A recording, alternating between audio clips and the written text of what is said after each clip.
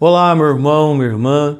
9 de julho, hoje, terça-feira, 9 de julho, a igreja celebra a memória de Santa Paulina do coração agonizante de Jesus. Essa história é belíssima. No YouTube tem a história, tem vídeo, tem filme, tem tanta coisa bonita dessa santa, brasileira, dessa santa que toca os nossos corações, Santa Paulina, que ela possa interceder por nós.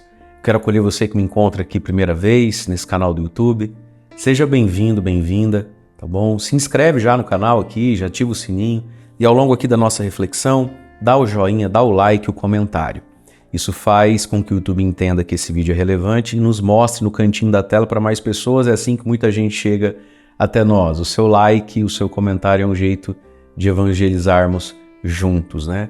Vamos ao evangelho de hoje, Mateus capítulo 9, versículos de 32 a 38. Diz assim: Naquele tempo apresentaram a Jesus um homem mudo, que estava possuído pelo demônio.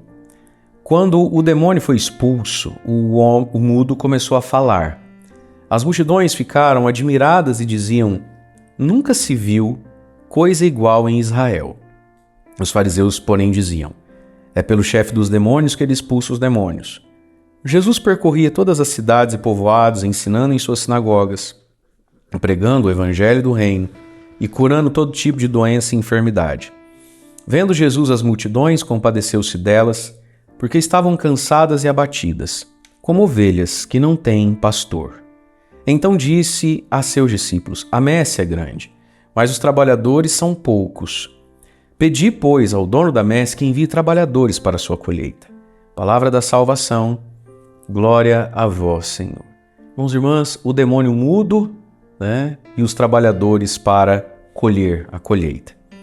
Levaram a Jesus um homem mudo, que não consegue falar. Diz aqui que essa mudez, no caso dele, era uma possessão, possuído pelo demônio. Havia algo muito ruim com ele, que o tornou mudo, o tornou fechado, Coisa tão triste, porque a palavra é que dá sentido à nossa realidade, A palavra é luz e a palavra nos ilumina, Um pouco antes de Jesus fazer esse milagre aqui, ele já tinha curado 2 cegos. Então, é como que uma catequese isso aqui, Primeiro você vê, depois você comunica o que vê, Quando a gente pega a Bíblia, o início, e Deus disse, falou, faça-se a luz, Então, no âmbito da nossa vida cristã também, a iluminação pela fé empurra a comunicação da fé. O iluminado fala, o que enxergou fala, A visão se faz fala, Então tudo aquilo que entra da parte de Deus em nós vai sair como comunicação, como fala. Por isso que da intimidade e os íntimos com Deus são profundamente missionários, apostólicos. O discípulo se torna missionário. Mas levam a Jesus, pedindo a Jesus que reze, que abençoe, que toque. E aí Jesus expulsa esse demônio. Diz a palavra, quando o demônio foi expulso, o mudo começou a falar e as multidões ficaram admiradas e falavam, diziam: Nunca se viu coisa igual em Israel. Portanto, as multidões ficam admiradas, E quem é tocado por Jesus fala. Fala o quê? Fala o amor, fala o evangelho, fala muito obrigado, fala me desculpe, fala a profecia, fala a fé, creio em Deus Pai Todo-Poderoso, Fala o quê? Fala os pecados na confissão. O demônio nos quer mudos, fechados em nós mesmos, nos perdendo lá dentro da nossa cabeça, nos perdendo lá dentro dos nossos pensamentos. O demônio nos quer distanciados do outro, porque a fala gera essa comunicação, essa comunhão com o outro, Entender o outro, ser entendido por alguém, esse fechamento da existência. Quem é tocado por Jesus aprende a se comunicar, E aí o povo vai dizer: Nunca se viu coisa igual em Israel. O povo está todo admirado. Mas os fariseus, sempre eles. É pelo chefe dos demônios que ele expulsa os demônios. O que a inveja não faz, Eles obviamente sabiam que não era por influência do diabo que Jesus vencia o diabo, Mas quando a gente se apega demais a algumas convicções, a alguns prazeres, a alguns gostos, e quando nós nos tornamos pessoas invejosas da graça alheia, por que Deus deu esse talento, esse carisma a ele e não a mim? A gente é capaz de fazer, falar e viver a partir de maluquices. Como essa, dizer que Jesus era possuído pelo diabo e não passar para o lado de Jesus. Gente, é muito interessante a gente notar isso. Jesus foi muito perseguido e caluniado. E eu não sei por que você se admira tanto quando você, às vezes, é meio que caluniado, perseguido. Meus irmãos, tem gente... É um pouco isso aqui, ó. Pega um ovo e pega uma batata, certo? Coloca os dois numa água, coloca no fogão, bota para ferver. O resultado é o mesmo? Não, um fica duro, outro fica mole. A manifestação de Deus, sabe? A manifestação dos carismas, da presença do Espírito Santo, produz essas duas coisas. Tem gente que se amolece, como as multidões. Tem gente que se endurece, como os fariseus, que conseguiam ver defeito em tudo e nunca dar o passo da fé, né? E Jesus fazia o quê diante disso tudo? Ah lá, Jesus percorria todas as cidades e povoados fazendo o quê? Ensinando, pregando, curando todo tipo de doença e enfermidade, e os fariseus que falem. Jesus foi imparável, gente. Jesus nunca ficou bobinho com os elogios, né? Jesus nunca ficou milindrado com as críticas. Jesus olha para a missão e cumpre o seu propósito. E a gente precisa aprender isso na nossa vida. Porque às vezes tão perigoso quanto a crítica e a calúnia é o elogio. Tem gente desviada do bom caminho por causa de crítica, mas tem gente que se desviou por causa de elogio. Jesus olha para o Pai, olha para a missão e olha para o povo. Diz o Evangelho, e eu vou grifar aqui com o meu verde Palmeiras, o versículo 36. Vendo, Jesus via, Jesus não era indiferente. Vendo Jesus as multidões, compadeceu-se delas. Jesus via os críticos. Jesus via os caluniadores? Claro que via. Mas ele via muito mais, olha isso aqui, multidões, diz o Evangelho, cansadas, abatidas, como ovelhas que não têm pastor.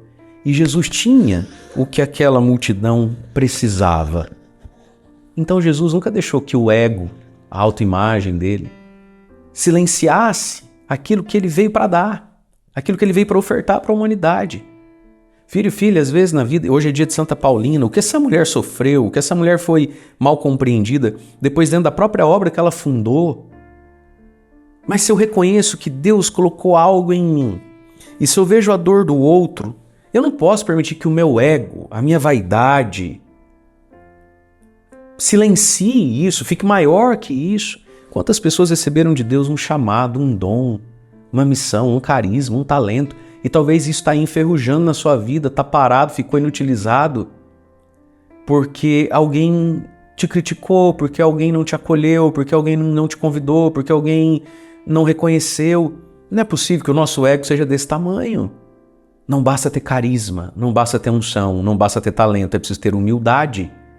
Humildade e empatia, solidariedade, fraternidade com esse mundo, com essas pessoas que estão lá precisando do que temos. E eu não vou por quê? Porque falar de mim onde já se viu, a gente só quis ajudar, então assim, sabe, padre? Eu prefiro me afastar, que é para eu não me magoar. Ah, você é o assunto mais importante do mundo? O seu dom, o seu carisma não vai ser doado, as pessoas, a igreja não vai receber de você o que Deus colocou em você, porque algum outro ser humano colocou em você uma palavra que te machucou. Bora sarar essa ferida, passa uma pomada aí, vem trabalhar, feio. E Jesus se compadeceu. Ele podia ter se ferido com a crítica, resolveu se compadecer com quem precisava dele. Compadeceu-se delas. Por quê? Porque o povo é cansado, batido, como ovelha que não tem pastor. Esse cansaço, esse abatimento da vida, da existência, né? Porque falta esse rumo, porque falta uma palavra que ilumina, porque falta uma palavra que dá sentido. E aí Jesus então vai dizer aos discípulos, a messe é grande. Sempre foi, né? E os trabalhadores são poucos, sempre poucos. Jesus está vendo quanto serviço a ser feito. Nós tínhamos que ser no mínimo o dobro, né? Pedi, pois, e aqui está, meus irmãos, é fruto da oração. Pedi, pois, ao dono da messe, que envie trabalhadores para a colheita. As vocações são fruto da oração. Orar a Deus, pedindo a Deus, trabalhadores para a colheita, trabalhadores para a messe, que não falte nas paróquias, nas igrejas, os trabalhadores que são necessários para uma comunidade existir e ser. Mas, sobretudo, esse versículo é profundamente sacerdotal, vocacional. Rezar a Deus pedindo santas e numerosas vocações ao sacerdócio, né, a vida religiosa, trabalhadores para a colheita. Veja, Jesus está dizendo que tem tanta gente pronta para ser colhida, ela já está madurinha. E quem amadureceu ela? A vida, as pancadas, a dor, o sofrimento, porque é aí que está. No fundo, gente, quando a gente evangeliza, eu evangelizo, eu sou um evangelizador, eu não estou evangelizando sozinho, nem evangelizando sobre o nada. Quando eu chego até você, é como que o terreno já está mais ou menos preparado, uns mais, outros menos, pela própria vida, a tua própria história. Os próprios fatos, alegrias e tristezas, aí, acertos e erros, já ele mesmo semeou Deus e amadureceu você para Deus, mas são poucos os que estão trabalhando por isso, dando e dedicando a vida por isso. Porque sim, é preciso um senso de fé para dedicar a vida a isso, né? É preciso uma interpretação de fé da existência, da realidade, da dor do outro, dos meus próprios talentos, eu vou me doar ao quê nessa vida?